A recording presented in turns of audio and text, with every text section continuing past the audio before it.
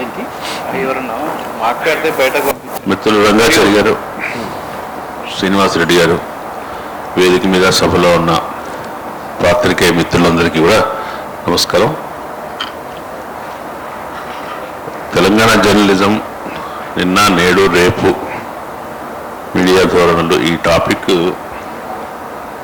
చాలా విశాలమైంది, చాలా వేగ్గా ఉంది, చాలా విశాలమైంది. మాట్లాడుకుంటే ఎంతసేపు అయినా మాట్లాడుకోగలిగిన సబ్జెక్ట్ అది. కాకపోతే ఇందాక శ్రీనివాసరెడ్డి గారు మాట్లాడిన అంశంలో ముగించిన పాయింట్ దగ్గర నుంచి మొదలు పెడితే మనం ఈ కంటెక్స్ట్లోకి రావటం ఈజీ అవుతుంది. జర్నలిజానికి ఇప్పుడున్న గౌరవం ఎంత, ప్రజలు మనల్ని ఎంత గౌరవిస్తున్నారు, ఎంత నమ్ముతున్నారు, మనం చెప్పే మాటలకు ఎంత విలువ ఉన్నది అనే దగ్గర నుంచి మొదలు పెడితే ఇప్పుడున్న స్థితిని మనం అర్థం చేసుకోవచ్చు. దాన్ని బట్టి రేపటి పరిస్థితిని అంచనా వేయవచ్చు. సరే, ఇప్పటి పరిస్థితి ఎక్కువ తక్కువలు మనం తెలుసుకోవడానికి నిన్న మనం ఎట్లా ఉన్నాము అనేది తెలుసుకోవడం కూడా అవసరం కావచ్చు. ఇప్పుడు మన సోషల్ మీడియాలో రాస్తున్నారు, ఒక ఛానల్ ఆఫీస్ మీదనో, ఒక యూట్యూబ్ ఆఫీస్ మీదనో ఒక రాజకీయ పార్టీ వాళ్ళు వెళ్ళి దాడి చేశారు. దాడి చేస్తే వెంటనే దాని మీద రకరకాల రియాక్షన్స్ వస్తున్నాయి. ఆ యూట్యూబ్ ఛానల్లో ఎంత అన్యాయమైందో, ఎటువంటి జర్నలిజం చేసిందో, ఎటువంటి కామెంట్స్ చేసిందో, ఎంత బాధ్యత లేకుండా ఉంటుందో, ఎన్ని బూతులు మాట్లాడుతుందో అన్నీ చెప్పి మంచిగా అయింది. ఈ దాడి జరగడం మంచిగా అయింది. ఇప్పుడు రండి, వృద్ధ జర్నలిస్టులు అంతా వచ్చి ప్రెస్ క్లబ్లో మీటింగ్ పెట్టి ఏది మంచి జర్నలిజం, ఏది కాదు, ఏది నీతి అని చెప్పండి అని పెట్టినాడు. అంటే మనం ఇప్పుడు మంచి జర్నలిజము, దాని నీతి, నియమాలు, చట్టాలు ఇవన్నీ చెప్తుంటే జనాలు కూడా వాటిని సీరియస్గా తీసుకోవట్లేదు. అంటే ఒకటి, మనకు చెప్పే అర్హత లేదనుకుంటున్నారు. ఇంకోటి, ఇవన్నీ అయ్యేది కాదు, మనుషులకి జర్నలిస్టులను దారిలోకి తేవాలంటే బయటపోయే చేయాల్సిందే, అట్లా కంట్రోల్ చేయాల్సింది తప్ప ఇంకో రకంగా కంట్రోల్ చేయలేము. ఇక వీళ్ళంతా వచ్చి పెద్ద మనుషులు వచ్చేదో చెప్తారు, ఇట్లా చేయకూడదు, ఇట్లా చేయకూడదు, వాడు ఇట్లా రాయకూడదు, ఇట్లా కొట్టకూడదు అని చెప్తారు. కానీ ఆ చెప్పే దాంట్లో నిజాయితీ లేదు, ఆయన చెప్పే మాటకు బలం లేదు. అటువంటి పరిస్థితి వాళ్ళ మన సమాజంలో ఉంది. మనం ఈ పరిస్థితికి కారణం యూట్యూబర్లను, పీడిఎఫ్ పేపర్లను, కొత్తగా వచ్చిన అసంఖ్యాకమైన చిన్న మీటింగ్లో కనిపించే గొట్టాలను అనుకుంటాం కదా, అది కూడా అంత కరెక్ట్ కాదు. మొత్తం జర్నలిజంలోనే ఆ క్షీణత అనేదో ఏదో మన మీద గౌరవం తగ్గడానికి కారణాలు మొత్తం ఫీల్డ్లోనే ఉన్నాయి. దాంట్లో ప్రింట్ మీడియా ఏమి తక్కువ లేదు, శాటిలైట్ టీవీ ఛానల్స్ ఏమీ తక్కువ లేదు. కాకపోతే ఏంటంటే యూట్యూబర్సు, పీడిఎఫ్ పేపర్లు చాలా పెద్ద సంఖ్యలో ఉన్నాయి కాబట్టి చాలా ఎక్కువ హంగామా నడుస్తుంది కాబట్టి మనం వాళ్ళ మీద వేరెత్తి చూపుతున్నాం. కానీ మొత్తం జర్నలిజంలోనే విశ్వసనీయత సమస్య, క్రైసిస్ ఆఫ్ క్రెడిబిలిటీ అనేది ఇవాళ మనకు కనిపిస్తుంది. దీనికి మనం కారణమా, యాజమాన్యాలు కారణమా, వ్యవస్థ కారణమా అనేది ఆలోచించుకుంటే మనమే కారణమేమో అనుకొని మనల్ని మనం సరిదిద్దుకోవడానికి ప్రయత్నం చేసి జర్నలిస్టులు మనం దారికి రావాలి, ఇట్లా ఉండకూడదు అని మనం చెప్పుకుంటున్నాం. కానీ నాకు తెలిసి జర్నలిస్టుల లోపల కారణాలు ఎన్ని ఉన్నాయో, జర్నలిస్టులకు బయటి కారణాలు కూడా అన్ని కారణాల వల్ల ఇవాళ ఈ ఒక పద్ధతి లేకుండా, ఒక విలువలు లేకుండా, ఒక నైతికత లేకుండా జర్నలిజం వెళ్తుంది. అట్లానే జర్నలిజం మొత్తం అట్లాగే ఉందా? అన్ని పేపర్లు, అన్ని పేపర్లోని అన్ని పేజీలు, అన్ని ఛానల్స్లోని అన్ని ప్రోగ్రామ్స్, అన్ని యూట్యూబ్ ఛానల్స్ అట్లాగే ఉన్నాయా? మంచి ప్రోగ్రామ్స్ ఇచ్చే, కంటెంట్ ఇచ్చేటువంటి యూట్యూబర్స్ లేరా? ప్రింట్ ఎడిషన్ లేకపోయినా కేవలం పీడిఎఫ్ ఆన్లైన్ మాత్రమే ఉండి కూడా చదవబుద్ధి అయ్యే ఈ పేపర్స్ లేవా? కాబట్టి ఏదైనా మంచి చెడు రెండూ ఉంటాయి. మనం ఇవాళ బాధపడుతున్నామంటే చెడు పాలు ఎక్కువ కనపడుతుంది, చెడు చాలా బలంగా కనపడుతుంది. ఈ కారణాల రీత్యా మనం ఇవాళ ఆందోళన చెందుతున్నాం.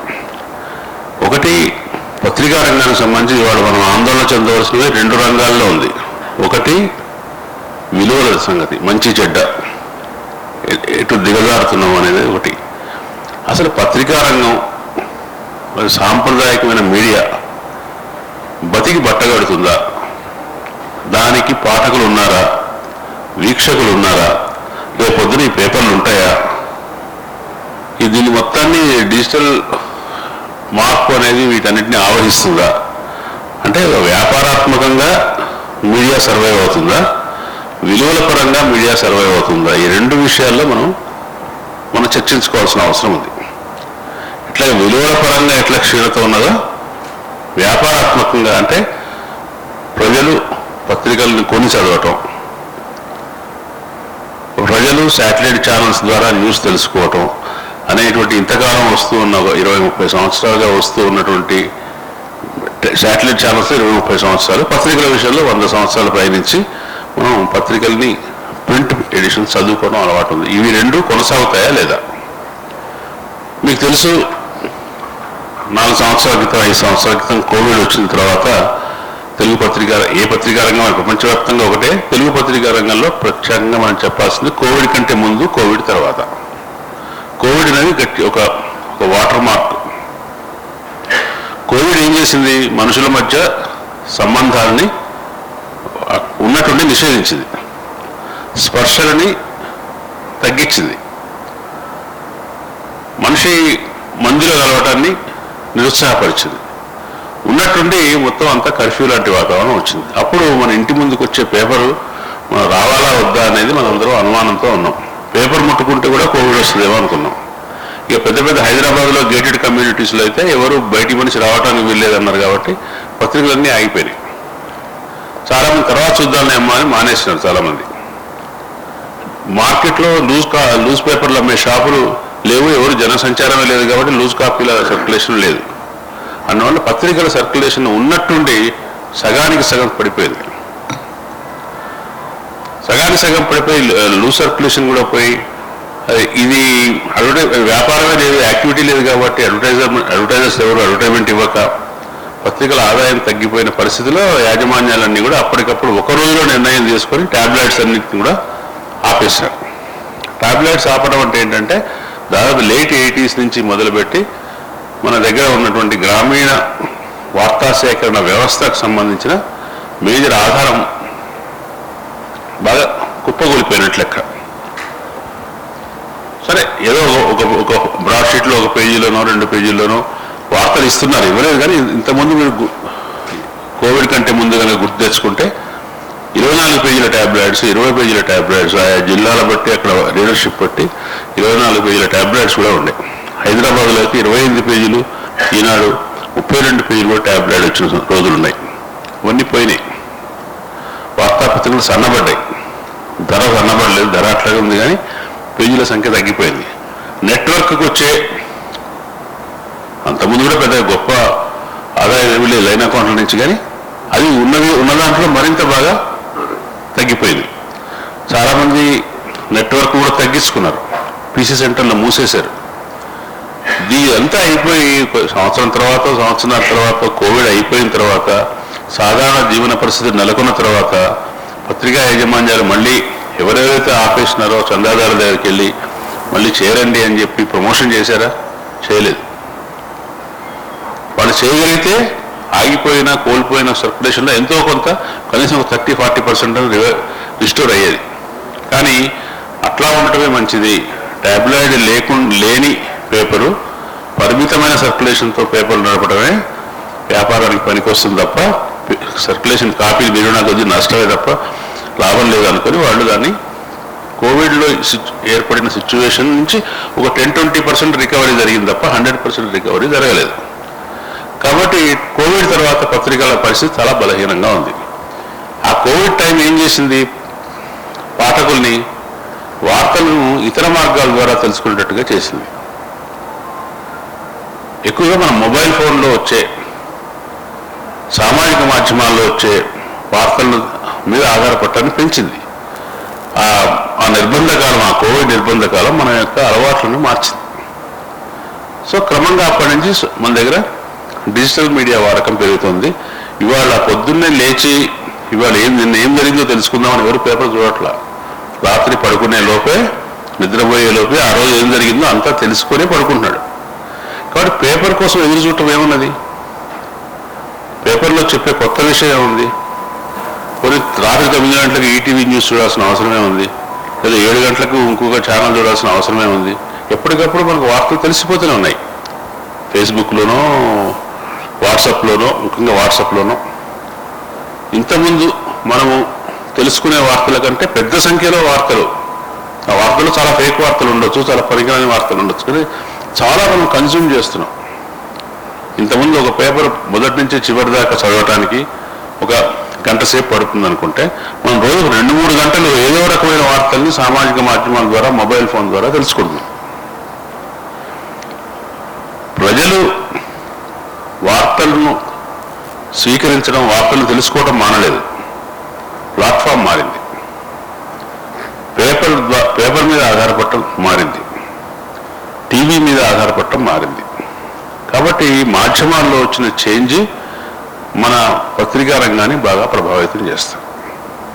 ఇందాక మనం చెప్పుకుంటున్నటువంటి విలువల పట్టింపు లేకపోవడం, లూజ్గా ఉండటం, ఒక జులాయితనం, ఒక ఏమంటాం పద్ధతి పాడులేని మీడియాగా ఎందుకు మారిందంటే, ఈ సామాజిక మాధ్యమాల్లో ద్వారా వార్తలను అందించే విధానం ఏతుందో ఆ విధానానికి ఒక రెగ్యులేషన్ లేదు ఇప్పటికీ. దానికి మనం ఒక సొంత ఛానల్ పెట్టుకోవాలంటే, యూట్యూబ్ ఛానల్ పెట్టుకోవాలంటే, ఒక PDF పేపర్ పెట్టాలంటే ఏ అనుమతులు అక్కర్లేదు. తర్వాత ప్రతి ఒక్కళ్ళు ఒక తన అభిప్రాయాన్ని ఏ ఫేస్బుక్లోనో, ఇన్స్టాగ్రామ్లోనో, లేదంటే Xలోనో చెప్పొచ్చు. మీరు పేపర్కి ఒక వార్త, ఒక లేఖ రాశారంటే దాన్ని ఎడిటర్ చూస్తాడు, దిద్దుతాడు, దాన్ని కట్ చేస్తాడు. ఇంత గేట్ కీపింగ్ వడబోతూ ఉంటుంది. మీకు సామాజిక మాధ్యమాల్లో వడబోతలేదు. మీరు ఏది అనుకుంటే అది మీరు పోస్ట్ చేయొచ్చు. కాబట్టి ప్రస్తుతానికి రెగ్యులేషన్ లేని వాతావరణంలో చాలా అల్లరి చిల్లరి కంటెంట్ కూడా చాలా వస్తున్నది. బాధ్యత లేకుండా రాయటం, దూషించటం, తీవ్రంగా అంటే హద్దులు దాటిన విమర్శ చేయటం, ఇవన్నీ ఎందుకు వస్తున్నాయంటే ఎవరూ దాన్ని వడపోసేవాళ్ళు లేరు. మామూలు సాంప్రదాయక మీడియాలో ఏంటి, మీరు ఒక దగ్గర గ్రామీణ విలేకరు ఒక వార్త పంపితే దాని ఇమీడియట్గా మీకు ఆ PC సెంటర్ ఇన్ఛార్జ్ దగ్గర నుంచి, పై లెవెల్ జిల్లా స్టాఫర్ దగ్గర నుంచి, అక్కడ రీజనల్ డెస్క్లో జిల్లాను చూసేవాళ్ళ దగ్గర నుంచి, పెద్ద వార్త అయితే సెంట్రల్ డెస్క్ దాకా అందరూ రకరకాల అంచెల్లో ఆ వార్తలను చదువుతారు. అవసరమైతే అదనపు సమాచారం తెప్పించుకుంటారు, లేకపోతే తగ్గిస్తారు, దాంట్లో క్రాస్ చెక్ చేసుకుంటారు. మంచిగా చెడాలని చూడటానికి ఇన్ని అంచెలు ఉన్నాయి. ఇవాళ సామాజిక మాధ్యమాల్లో అంచెలు లేవు. డైరెక్ట్గా మనం అనుకున్నది మనం టైప్ చేసి మనం పోస్ట్ చేయొచ్చు. దానివల్ల కాన్సిక్వెన్సెస్ ఉంటున్నాయి, వేరే విషయం. మన పత్రికల్లో ఒక వార్త వస్తే పోలీసు వాళ్ళు అంటే మన ఇంటికి రావట్లా, కానీ మనం ఒక పోస్ట్ చేసామంటే వస్తున్నాడు. ఒక చూసాం కదా, శశిధర్ గౌడ్ ఎపిసోడ్ చూసాం కదా. అది చేసింది ఏంటి, ఒక రాజకీయ పార్టీ చేసిన ట్వీట్ని రీట్వీట్ చేశాడు. రీట్వీట్ చేసినందుకు అతను 15 రోజులు 20 రోజులు జైల్లో ఉన్నాడు. అది భారతదేశంలో ఎక్కడ జరగదు. అంటే అది అటువంటి ట్వీట్లు, రీట్వీట్లు రాజకీయ ఉద్దేశాలు జరుగుతున్నాయి. అట్లా చేసేవాళ్ళని శిక్షించడం, బాధించడం కూడా రాజకీయ ఉద్దేశాలతో జరుగుతున్నాయి. ప్రభుత్వం పాత్రికేయులు చూసినట్టుగా వాళ్ళు చూడట్ల. ఈ వాతావరణం అంటే పూర్తిగా కలుషితమైపోయింది. పాత్రికేయులాగా మాట్లాడలేదు. టీవీలో ప్రజెంట్ చేసేవాళ్ళు, యూట్యూబ్ ఛానల్స్లో ప్రజెంట్ చేసేవాళ్ళు మాట్లాడలే. వాళ్ళ వ్యాఖ్యానానికి వార్తకి మధ్య సరిహద్దు పెట్టట్లేదు. వ్యాఖ్యానం చేసేటప్పుడు కూడా మర్యాదకు అమర్యాదకు సరిహద్దులు చూడట్లేదు. కొన్నిసార్లు చాలా ఛానల్స్ రాజకీయ పార్టీల కార్యకర్తల్లాగానే వాళ్ళ యాంకర్స్ కనిపిస్తున్నారు. ఈ క్షీణత కనిపిస్తుంది. ఈ అవకాశం ఎక్కడి నుంచి వచ్చిందంటే, ఈ డిజిటల్ మీడియా ఎన్విరాన్మెంట్లో ఇప్పటికే రెగ్యులేషన్ అనేది లేదు. ప్రభుత్వం ఎటువంటి నియమ నిబంధనలు పెట్టలేదు. బహుశా కొంతకాలానికి పెడుతుంది. పెట్టినప్పుడు రెగ్యులేషన్ సాధ్యం అవుతుంది. వచ్చిన కొత్తలో ఇట్లా తామర దంపరగా 100 మంది వచ్చారు కాబట్టి, పెడుతున్నారు కాబట్టి దాంట్లో కొంత అరాచకం ఉండే అవకాశం ఉంది. ఆ అరాచకాన్ని మనం ఇప్పుడు చూస్తున్నాం. దానికి దానికి సంబంధించిన చిటపటలే ఈ సంఘటనలన్నీ జరుగుతున్నాయి. రాజకీయ పార్టీల ఆంధ్ర మీడియా మీద తెలంగాణ వాళ్ళు దాడి చేయటం, తెలంగాణ మీడియా మీద తెలంగాణ దాడి చేయటం, బీఆర్ఎస్ అనుకూల మీడియా మీద కాంగ్రెస్ వాళ్ళు దాడి చేయటం, కాంగ్రెస్ అనుకూల మీడియా మీద బీఆర్ఎస్ వాళ్ళు దాడి చేయటం. ఎవరైనా కూడా ఆల్రెడీ ఒక పేపర్ పెట్టింది కదా బీఆర్ఎస్ పార్టీ, వాళ్ళకు ఛానల్ ఉంది కదా, ఉండి మీడియా పరిస్థితి గురించి మీకు ఇదిగా చెప్తున్నాను. ఈ రెండు ఉన్నాయి కదా, ఈ రెండు ఉన్నా కూడా ఆ పార్టీ మొన్న ఓడిపోయింది. ఓడిపోవడానికి కారణం ఏమని అనుకుంటుంది? కేటీఆర్ ఏమన్నారు? 30 మెడికల్ కాలేజీలు పెట్టినాం కానీ 30 యూట్యూబ్ ఛానల్స్ పెట్టుంటే మా పరిస్థితి భిన్నంగా ఉండేది అన్నాడు. అంటే ఏంటి? పవర్ఫుల్, అది రాజకీయంగా ప్రభావం వేయగలిగిన శక్తి యూట్యూబ్ ఛానళ్ళకు ఉందని ఒక పెద్ద రాజకీయ పార్టీ నమ్ముతుంది. అటువైపున కాంగ్రెస్ ఎన్నో కొన్ని యూట్యూబ్ ఛానల్స్ పెట్టి వాటికి ప్రోత్సహించి నిధులో ఏదో అందించి లాభపడిందని కూడా అనుకుంటున్నారు. అంటే సాంప్రదాయ మీడియా ఉంటే కూడా లాభం లేదు, అసంఖ్యాకంగా యూట్యూబ్ ఛానల్స్ని ప్రోత్సహించడము లేదా పెట్టించడము, వాటికి ఏదో రకమైన సహాయం అందించడం ద్వారా రాజకీయ పార్టీలు లబ్ధి పొందగలవని నమ్ముతున్నారు. కాబట్టి మనం గుర్తించవలసింది, ఇక్కడ ఉన్న మిత్రులు ఎక్కువ మంది కనుక సాంప్రదాయక మీడియాకి చెందిన వాళ్ళే అయితే, న్యూస్ పేపర్స్కి చెందిన వాళ్ళు అయితే, ఇది ఇంతకుముందులాగా ఉండబోవటం లేదు.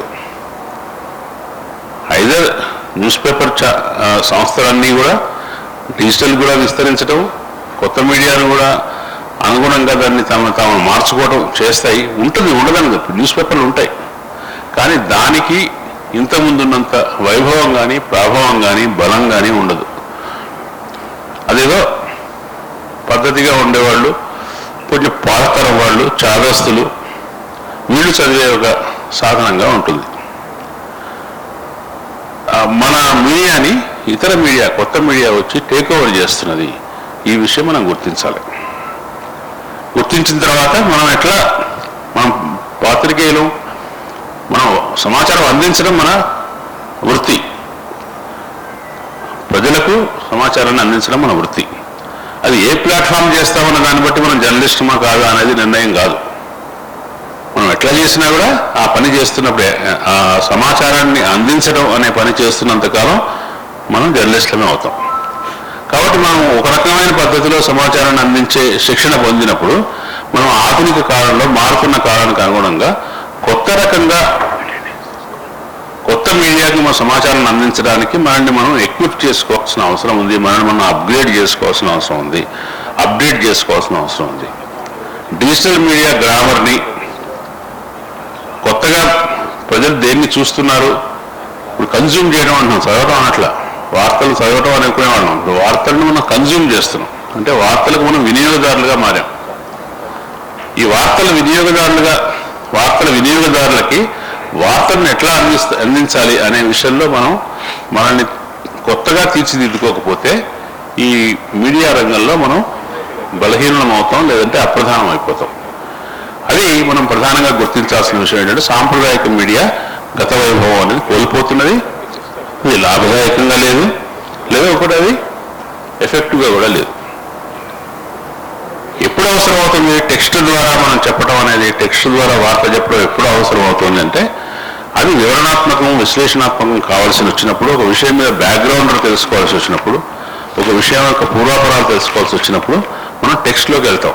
అది కాకుండా ఎప్పటికప్పుడు వార్తలని స్వీకరించడం విషయంలో మనకు ఆధునిక ఫార్మ్స్ ఏవైతే వీడియో కానీ, తర్వాత వెబ్సైట్ ద్వారా, దాంట్లో షార్ట్ ఫామ్లో మనం చూస్తున్న షార్ట్ న్యూస్ అని వస్తుంది. మీకు తెలుసు, చాలామంది ఇక్కడ పరిస్థితి నాకు తెలియదు కానీ 2 తెలుగు రాష్ట్రాల్లో కూడా ఈ షార్ట్ న్యూస్ యాప్కి వార్తలు సరఫరా చేస్తున్న వాళ్ళందరూ సాంప్రదాయంగా దినపత్రికల్లో పనిచేస్తున్న వాళ్ళే ఏదో రూపంలో పార్ట్ టైంగా వాటికి సహాయం చేస్తున్నారు. ఆ నెట్వర్క్, ఎందుకంటే దినపత్రికలు పెట్టగలిగినంత నెట్వర్క్ ఈ కొత్త మీడియాలు పెట్టలేవు, సొంతంగా పెట్టుకోలేదు. కాబట్టి ఆ ఎగ్జిస్టింగ్ మీడియాని ఉపయోగించుకుంటున్నారు.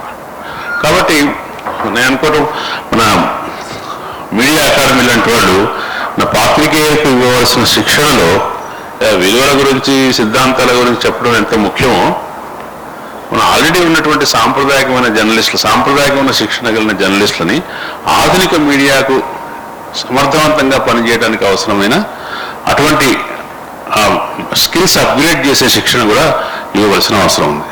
వీళ్ళు ఇచ్చినా ఇవ్వకపోయినా మీరంతా మీరు స్వచ్ఛందంగా అది తెలుసుకోండి.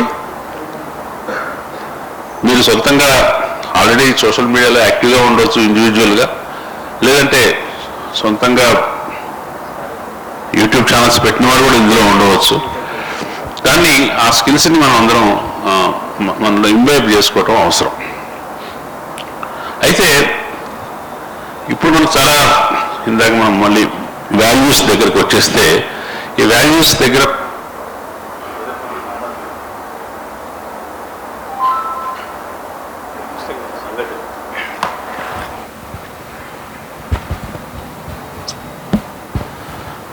ప్రజలు మనల్ని నమ్మట్లేదు. నమ్మకపోవడానికి నేనైతే రాజకీయ వాతావరణం కూడా ప్రధానమైన కారణం అనుకున్నాను. రాజకీయమైన డిస్కోర్స్,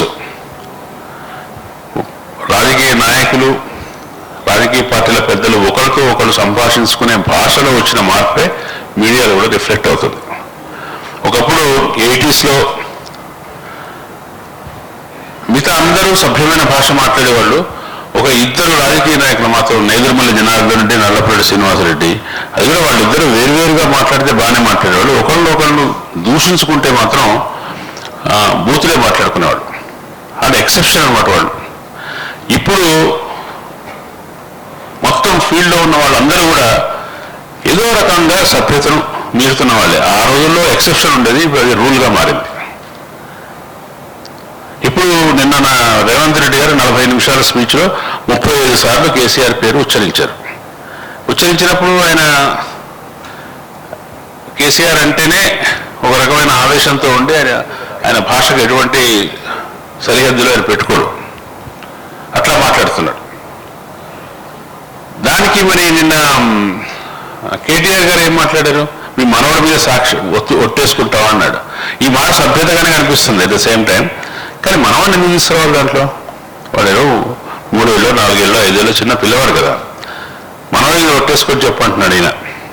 అంటే ఇంతకుముందు గతంలో చాలా గంభీరంగా సభ్యంగా మాట్లాడే వాళ్ళు కూడా ఇప్పుడు అట్లా మాట్లాడితే చెల్లుబాటు కాదు, నువ్వు నోరు పారేసుకోవాలి అనే ఒక నిర్ణయానికి రావడం అనేది విషాదకరం.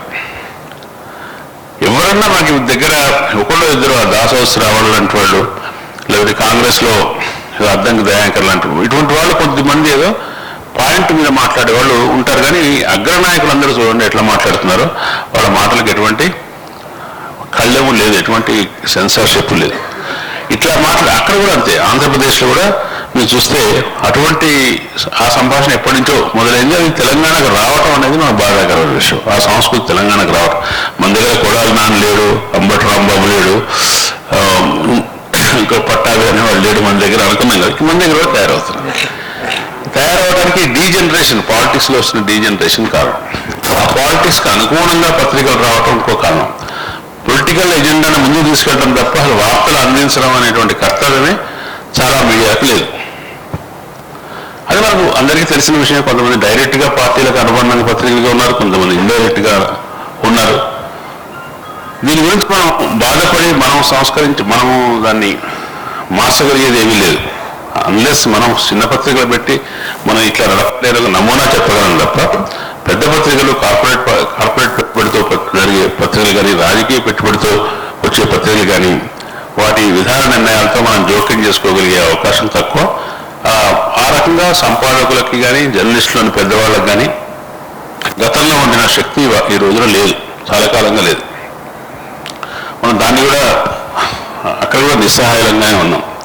ఒకప్పుడు తెలంగాణలో ఆంధ్రలో లాగానే తెలంగాణలో కూడా రాచరిక సమయంలోనే గోల్కొండ పత్రిక నడిచిందంటే అది అప్పటి సమాజంలో ఉండే అన్ని వర్గాల యొక్క ఆకాంక్షలకు వేదికగా మారి చాలా గవర్నమెంట్ నిర్బంధం పడకుండా దాన్ని రక్షించుకుంటూ సురవరం ప్రతాప్ రెడ్డి దాన్ని నడపగలిగారు. కానీ అది ఏంటి, ఒక సింగిల్ పెట్టుబడి కాదు. ఆ రోజు తెలంగాణలో ఒక్క పెట్టుబడితో పత్రిక నడపగలిగే సింగిల్ పెట్టుబడిదారులు ఎవరూ లేరు. ఉన్నా కానీ వాళ్ళకి పత్రిక నడపాలనే ఉద్దేశం లేదు. అందువల్ల అనేక మంది దగ్గర చందాలు పోగుదేసి, జాగీర్దారు దగ్గర వాళ్ళ దగ్గర చందాలు పోగుదేసి ఒక ట్రస్ట్ ద్వారా గోల్కొండ పత్రిక నడిపారు. కానీ ఎప్పుడైతే అది ఒక వ్యక్తిగతమైన పెట్టుబడిదారుడు తన చేతులకు తీసుకోవాలని ప్రయత్నించాడో, వనపర్తి రాజా రామేశ్వరరావు దాన్ని తను టేక్ ఓవర్ చేయడానికి ప్రయత్నించినప్పుడు ప్రతాప్ రెడ్డి గారు రిజైన్ చేశారు. ఎందుకంటే ఒక సామూహికమైన యాజమాన్యంలో ఉన్న పత్రికలో నేను పనిచేయడం నాకు సుఖంగా ఉంది, స్వేచ్ఛగా ఉంది. కానీ ఒకరి చేతిలోకి వెళ్ళిపోతే నేను వాళ్ళ కింద పనిచేయాల్సి చేయాల్సి వస్తుందని చెప్పి ఆయన రిజైన్ చేశారు. కాబట్టి తెలంగాణలో కూడా మంచి జర్నలిస్ట్ గతం ఉన్నది. ప్రజల కోసం, సంఘ సంస్కరణ కోసం, తెలంగాణ వికాసం కోసం పనిచేసినటువంటి జర్నలిస్టులు మనకు ఉన్నారు. మనం ఎప్పుడు ఆ నాగ వెంకటేశ్వరరావునో ఇంకొకరినో వాళ్ళు మాత్రమే చెప్పుకోవాల్సిన అవసరం లేదు. తెలంగాణ జర్నలిస్టులు మనం చెప్పుకోదగిన జర్నలిస్టులు ఉన్నారు. కానీ ఇప్పుడు ఇందాక నేను చెప్పినట్టుగా మనం విలువలు మాట్లాడితే మీరు అవి అందరూ హెకిల్ చేసే, అందరూ హేళన చేసే పరిస్థితి వాళ్ళ వాతావరణంలో ఉంది. కాబట్టి ఉన్నంతలో మనం దీన్ని ఎట్లా మార్చగలం, మనకున్న పరిమితమైన శక్తిలో దీన్ని ఏమైనా మార్చగలమా? ఒకటి, జర్నలిజం అనేది కేవలం రాజకీయమైన అనుకూల ప్రతికూల వార్తలు ఇవ్వటం మాత్రమే కాదు.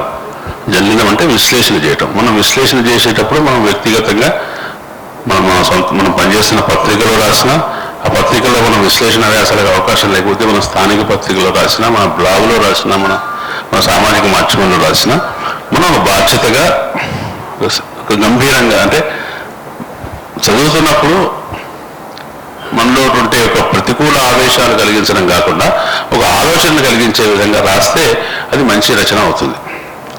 ఆ మంచి రచన మనం చేయటం అది ప్రవృత్తిగా ఉండాలి. మనం వృత్తిగా వార్తా సేకరణ చేయటం అనేది ఓకే, మనకు అవసరం, వృత్తిగా ఉంటాం. దానివల్ల మన సమాజంలో పలుకుబడి వస్తుంది, మనం సంచరించేటువంటి సమూహాల్లో మన గౌరవం వస్తుంది, రాజకీయ నాయకులు, పలుకుబడి వాళ్ళతో పరిచయాలు వస్తాయి, ఇవన్నీ వస్తాయి. కానీ అవన్నీ కూడా వృత్తి సంబంధమైనటువంటి కాంటాక్ట్స్, వృత్తి సంబంధమైనటువంటి అనుబంధ విషయాలు. కానీ స్వతహాగా మనం ప్రవృత్తి రీత్యా జర్నలిస్టులు మనం అనుకున్నది ఆలోచిస్తాం, విషయాన్ని చూసి గ్రహిస్తాం, విషయాలను చూసి దాని నేపథ్యాన్ని తెలుసుకుంటాం. ప్రపంచం నుంచి చెప్పేటప్పుడు ఏమంటాం, మనం కళ్ళెదురు ఉన్నదే నిజమైతే ఇన్ని శాస్త్రాలు అక్కర్లేదు. మనకు కనిపించే దాని వెనక ఏదో ఉంది, దాన్ని చెప్పడం కోసమే ఇన్ని శాస్త్రాలు ఉన్నాయి. జర్నలిజం కూడా ఏం చేస్తుంది, ఎదురుగా కనిపించేది, రాజకీయ నాయకులు మాట్లాడేది, ఇస్తున్న ప్రకటనలు నిజమైతే మనం విశ్లేషించేది ఏమీ లేదు. వాటి వెనక ఇంకేదో నడుస్తూ ఉంటుంది కాబట్టి, వాటి వెనక ఏదో ప్రక్రియలు, పరిణామాలు నడుస్తుంటాయి కాబట్టి వాటిని ప్రజలకు చెప్పడం కోసం మనం రాస్తున్నాం. మనం ఆ బాధ్యతను ఎప్పుడు కూడా విస్మరించకుండా మనం ఆ ప్రవృత్తిని ఎప్పుడు ఎట్లా ఎక్సర్సైజ్ చేస్తాము, మన ప్రవృత్తిని అనుసరించి మనం రచన ఎట్లా చేస్తామని ద్వారా ఆ మేరకు మనం ఒక ఆరోగ్యకరమైన, మనకు సాంప్రదాయకమైన జర్నలిస్టులుగా ఉన్నవాళ్ళం, అంటే పత్రికల్లో పనిచేసిన జర్నలిస్టులుగా ఉన్నవాళ్ళం, మనకు తెలియకుండానే మన దగ్గర ఉన్న ఒక సుగుణం ఏంటంటే నిగ్రహంగా, విషయం ఆధారంగా విశ్లేషణ చేయగలగటం. అది ఇవాళ కొత్తగా వస్తున్నటువంటి న్యూ జర్నలిస్టులకి, న్యూ మీడియా జర్నలిస్టులకి అది లేదు, ఆ అనుభవం లేదు. వాళ్ళు రావటం ఆవేశంతో వచ్చారు, రావటం ఆధునిక మీడియాలకు వస్తున్నారు. ఆధునిక మీడియా ఆవేశం కలిస్తే ఆ అవుట్పుట్ అట్లా ఉంటుంది. కానీ మనం కొంచెం ఆధునిక మీడియాకి ఎడంగా ఉన్నాము, ఇంకా దాని దగ్గరికి వెళ్ళలేదు. ఆ బలహీనత మనలో ఉన్నప్పటికీ మన దగ్గర ఉన్న అడ్వాంటేజ్ ఏంటంటే మన సంప్రదాయ మీడియాలో పనిచేయడం వల్ల మనకు కొన్ని విలువలు ఉన్నాయి. మనం విషయంగా చెప్పగలుగుతాం, ఆవేశాన్ని ప్రజెంట్ చేయడం కంటే ఆలోచన కలిగేటట్టుగా చేయగలుగుతాం. అది మన అడ్వాంటేజ్. ఆ అడ్వాంటేజ్ని ఉపయోగించుకొని మనం రచనలు చేయొచ్చు. ఆ అడ్వాంటేజ్ని కొత్త మీడియాలో కూడా మనం తీసుకురావచ్చు. అక్కడ మనము యంగర్ జనరేషన్తో పోల్చినప్పుడు మనం ఒక డిఫరెన్స్ చూపించగలుగుతాం. అంటే మన వరకు చేయగలిగేది అంటే అక్షరాన్ని కొంతవరకు మెరుగ్గా ఉంచడం, అక్షరాన్ని పవిత్రంగా ఉంచడం అనేది. అంతకుమించి మొత్తం వాతావరణాన్ని మార్చగలిగే పరిస్థితి మనకు లేదు. ఇవాళ ఏంటంటే మీరు గమనించండి, జర్నలిజం పరిధిలో ఉన్న వాళ్ళ సంఖ్య పెరిగింది. పనిచేస్తున్న వాళ్ళు కాదు, వార్తలను కన్జ్యూమ్ చేస్తున్న వాళ్ళు, వార్తల్ని చదువుతున్న వాళ్ళు, వార్తలను తెలుసుకుంటున్న వాళ్ళు చూస్తే మీకు పత్రికల సర్క్యులేషన్ కంటే కొన్ని 10 రెట్లు 100 రెట్లు వరకు కనిపిస్తారు. మీరు ఒక ఇంటర్వ్యూ చూస్తే, మీకు ఇంట్రెస్టింగ్ ఇంటర్వ్యూ చూస్తే దానికి ఒక 10 రోజుల్లో 10 లక్షల మంది వ్యూవర్స్ ఉంటారు. ఆ 10 లక్షల మంది మీరు అది పేపర్లో వస్తే చదవరు. అది పేపర్ సర్క్యులేషన్ వల్ల 3 లక్షలు 4 లక్షల దగ్గర ఉంది. అది ఒక్కొక్క పేపర్ నలుగురు చదువుతారు అనుకున్నా కూడా ప్రతి ఒక్కరు దాంట్లో ప్రతి వార్తను చదవరు. మీరు చూసుంటారు, ఇప్పుడు రాజీవ్ గాంధీ హత్య గురించి ఇండియా టుడే వాళ్ళు ఒక డాక్యుమెంటరీ తీశారు, నెట్ఫ్లిక్స్లో ఉంది. దాన్ని బేస్ చేసుకొని ధ్రువరాటి ఒక 25 నిమిషాల వీడియో చేశారు. ఏంటి దాంట్లో నుంచే కోట్ చేస్తూ దాంట్లోని విజువల్స్ చూపించుకుంటూ తను మాత్రం వ్యాఖ్యానం చేస్తూ రాజీవ్ గాంధీ హత్య దాన్ని జరిగిన విచారణ దర్యాప్తు అని. అది మీరు చూడండి, 58 లక్షల మంది చూశారు 10 రోజుల్లో. అంటే ఇది పత్రికల సర్క్యులేషన్తో పోల్చినప్పుడు ఈ నూతన మీడియాలో వాటిని చూసేవాళ్ళు, తెలుసుకునే వాళ్ళ సంఖ్య చాలా ఉంది. ద సేమ్ టైం అందరూ చెడ్డ కంటెంటే చూడట్లేదు, గంభీరంగా చెప్పేవాళ్ళు మంచి అభిప్రాయాలు మనం విభజించవచ్చు, వేరే విషయం. నాగేశ్వర వీడియోలో కూడా చాలా మంది చూస్తున్నారు. మరి అదేమి సబ్జెక్ట్ మీద ఇంట్రెస్ట్ ఉన్న వాళ్ళు చూస్తారు కదా. జోరాటి చెప్పే పద్ధతిలో చాలా బాగుంటుంది, కానీ అతను సీరియస్గా చెప్తాడు. కాబట్టి పాఠకులు, వీక్షకులు అనే వాళ్ళ సంఖ్య చాలా పెరిగింది. పెరిగినప్పుడు దానికి తగ్గట్టుగా ఎట్లా ప్రజల్ని ఎంగేజ్ చేయాలి, ప్రజల్ని ఏ సమయంలో వాళ్ళు ఏం చూస్తారు, ప్రయాణించేటప్పుడు ఏం చూస్తారు, రాత్రి నిద్రపోయే ముందు ఏం చూస్తారు, పనిలో ఉన్నప్పుడు ఏం చూస్తారు, వీటిని అంచనా వేసుకుంటూ వాళ్ళ రకరకాల పద్ధతుల్లో సమాచారం, విశ్లేషణ, వినోదం ఇవన్నీ వస్తున్నాయి. ఇవన్నీ కూడా సాంప్రదాయక మీడియాలో కూడా ఉన్నవే. కానీ అప్పటికి ఇప్పటికీ నెంబర్స్ చూస్తే నెంబర్స్ చాలా విపరీతంగా పెరిగిపోయాయి. కాబట్టి మనం కొత్త మీడియా విషయంలో మన విమర్శలు మనకు ఉండొచ్చు, వాళ్ళు అదుపు తప్పుతున్నారనే విమర్శ ఉండొచ్చు. అది ఆ వ్యక్తులకు సంబంధించి మాత్రమే మనం ఆ విమర్శను పరిమితం చేసుకోవాలి. ఒక మీడియాగా, ఒక ప్లాట్ఫామ్గా ఆధునిక టెక్నాలజీ ఉన్న శక్తిని మాత్రం మనం అంగీకరించడంలో మనం వెనుకంజ వేయకూడదు. ఇవాటి యూట్యూబర్స్ PDF పేపర్లో వాళ్ళ అవలక్షణాలని యూట్యూబ్కు PDFకు మనం ఆపాదించకూడదు. మనం దాన్ని అదే ప్లాట్ఫామ్ మనం అందుకొని మంచి కంటెంట్ ఎట్లా ఇవ్వాలని మనం అనుకోవాలి తప్ప, ఇట్లా ఈ కొత్తగా వస్తున్నదే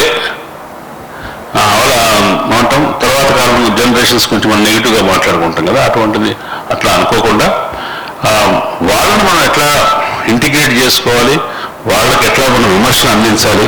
కొంతకాలం విమర్శ కొట్టడం రూపంలో, తిట్టడం రూపంలో ఉంటుంది, దాన్ని మనం ఏం చేయలేము, ఖండిస్తాం, ఊరేగింపులు చేస్తాం. కానీ ప్రజలు మనోభావాలు చాలా ఈజీగా దెబ్బతిన్నాయి, మనోభావాలు ఈజీగా దెబ్బతీస్తున్నారు ఈ రాసేవాళ్ళు. కనీసం ఏ మాట మాట్లాడితే ఎక్కడ ప్రజలు హర్ట్ అవుతారన్న విషయం కూడా తెలియకుండా ఇవాళ ఛానల్స్ నడిపేవాళ్ళు ఉన్నారు. కనీసం పత్రికల్లో ఉన్న వాళ్ళకి కూడా తెలుసు, ఈ మాట రాస్తే తప్పు, ఈ మాట అంటే అనుకుంటున్నారు, మనకు ట్రైనింగ్ ఉంటుంది. ఆ ట్రైనింగ్ లేకుండా వస్తున్నారు కాబట్టి సులువుగా అవలీలో ఒక మాట అనేస్తున్నారు. ఆ మాట అనడం వల్ల వెంటనే కన్సర్న్ సెక్షన్, ఆ ప్రజలు ఎవరైతే హర్ట్ అవుతారో వాళ్ళు వచ్చి దాని మీద దాడి చేస్తున్నారు. ఇవి జరుగుతున్నాయి, ఇది కొంతకాలం జరుగుతుంది. ఇది సెపరేట్ కావటానికి, ఇది ఒక నార్మలైజ్ కావటానికి, ఇట్లా ఒక నియమాలు సమాజం ఏదైనా కూడా, ఇందాక శ్రీనివాస్ రెడ్డి గారు కూడా చెప్పారు, ప్రభుత్వమో పోలీసులో కోర్టులో మనం బెత్తం పట్టుకొని మీరు ఇట్లా ఉండండి అని చెప్తే వినడం తక్కువ ఉంటుంది. కానీ సమాజం తనంతా తాను ఒక నియమాన్ని యాక్సెప్ట్ చేస్తే దాన్ని పాటించడం ఎక్కువగా జరుగుతుంది. దేవాలయం లోపలికి చెప్పులు వేసుకుని పోకూడదని ఎవరు చెప్పక్కర్లేదు, దాన్ని అమలు చేయడానికి ఎవరు పోలీసు వాడు ఉండక్కర్లేదు. అది ప్రజలందరూ యాక్సెప్ట్ చేస్తారు. దేవాలయంలోకి వెళ్తే చెప్పులు వదిలేసి వెళ్ళాలి. అట్లాగే ఇట్లా బూతు రాస్తే, ఇట్లా తప్పుడు మాట రాస్తే, ఒక అబద్ధం రాస్తే సమాజం తక్కువగా చూస్తుంది, ఆ పని చేయకూడదు అనేటువంటి విలువ పాత్రికేయుడు స్వతహాగా వస్తే, అటువంటి విలువ ఉండాలి పాత్రికేయుడికి సమాజం అనుకుంటే దాన్ని మనం స్వచ్ఛందంగా పాటిస్తాం. దానికి ఎవరో ఒకళ్ళు మనం చట్టాలు ఉండాలి, నిబంధనలు ఉండాలి, కేసులు పెట్టడానికి అవకాశం ఉండాలి, అవన్నీ వేరే విషయం. వాటి వల్ల మనం అదుపు చేయలేం. అదుపు కావాలంటే మాత్రం తప్పనిసరిగా దీన్ని ఒక విలువగా మనం ప్రచారం చేయాలి. చెత్తగా మాట్లాడే, చెత్త న్యూస్ ప్రజెంట్ చేసే వాళ్ళని మనం సమాజంలో తక్కువగా చూడాలి. అట్లా ప్రజెంట్ చేసేవాడిని మనం శాసనసభ్యుడిగానో శాసనమండలి సభ్యుడిగానో చేసి కూర్చుంటే మనం గౌరవిస్తున్నట్లే కదా. గౌరవించదు అదే కరెక్ట్ పద్ధతి అనుకుంటారు, అందరూ అదే పద్ధతిలో పైకి ఎదగాలనుకుంటారు. కాబట్టి దాన్ని సమాజం దాన్ని నిజంగా నిరాకరిస్తుందా? జర్నలిస్టులు ఇట్లా చెడిపోయారని జర్నలిస్టులు తిడుతున్న వాళ్ళు ఆ చెడిపోయిన జర్నలిస్టులు నిజంగా రిజెక్ట్ చేస్తున్నారా, తిరస్కరిస్తున్నారా? నువ్వు చెడిపోయిన జర్నలిస్టులు గౌరవిస్తున్నావు, మన అందరం ఎక్కిస్తున్నావు. అట్ ద సేమ్ టైం బాగున్న జర్నలిస్టులను ఏదైనా మంచి మాట చెప్తే నువ్వు మంచి మాట ఎందుకు చెప్తావు, మీ చేతగాని వాళ్ళు అంటున్నావు. ఈ ద్వంద్వ ప్రమాణం అనేది సమాజంలో కూడా ఉంది. కాబట్టి సమాజంలో మనం ప్రచారం చేయాల్సిన జర్నలిస్టులుగా, మన సంఘాలుగా, జర్నలిస్టు సమూహంగా మనం ప్రచారం చేయాల్సింది ఏంటంటే మంచి జర్నలిజమే గౌరవించదగింది. చెడ్డ జర్నలిజం అనేది ఒక సంఘ విద్రోహ శక్తిని చూసినట్టుగా, ఒక తప్పుడు పని చేసేవాడిని చూసినట్టుగా సమాజం చూస్తే ఆ భయానికన్నా, సంఘ భయానికన్నా ఇటువంటి మీడియా ధోరణి లేకుండా పోయే అవకాశం ఉంది. కాబట్టి మిత్రులందరికీ నేను చెప్పేది ఏంటంటే,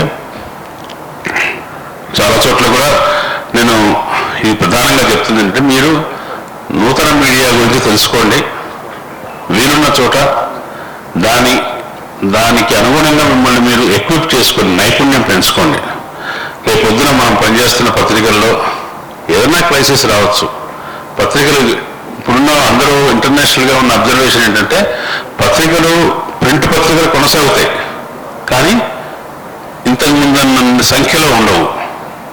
ఓ 4 ఉన్నాయంటే దాంట్లో 2 మాత్రం సెటిల్ అవుతాయి. ఎవరు నెగ్గగలుగుతారో వాళ్ళు నిలబడతారు. ఇంటికి 2 పేపర్లు తెప్పించుకునేవాడు కూడా ఒక పేపర్ తెప్పించుకొని ఒక పేపర్ మానేస్తాడు. అట్లాగే వాళ్ళందరూ కూడా మీడియా మీద పెట్టే ఖర్చును రేషనలైజ్ చేసుకున్నప్పుడు బాగా శక్తిశాలిగా ఉండి మంచి కంటెంట్ ఇచ్చేటువంటి పత్రికలు 2, 3 మిగులుతాయి, మిగతావన్నీ పోతాయి. కాబట్టి అటువంటి సిచ్యువేషన్ కూడా మనం రావచ్చు. కాబట్టి మన కొత్త మీడియాలోకి ట్రాన్స్ఫార్మ్ కావడానికి, మైగ్రేట్ కావడానికి కావాల్సిన స్కిల్స్ మీరు అలవరుచుకోండి. దాని పట్ల నెగిటివ్గా ఉండకండి. అట్ ద సేమ్ టైం మనం సంప్రదాయ పత్రికల్లో ఉన్నవాళ్ళు కాబట్టి, మనం ఆ పత్రికా రంగంలో ఉన్నవాళ్ళంగా మనం విలువలు నేర్చుకున్నాం కాబట్టి ఆ విలువల్ని కూడా కొత్త మీడియాలోకి తీసుకురండి. ఇది చేస్తే మీడియా రంగం ఆరోగ్యంగా ముందుకుంటుంది, దాని భవిష్యత్తు ఉంటుంది, మనకు కూడా భవిష్యత్తు ఉంటుంది. Thank you.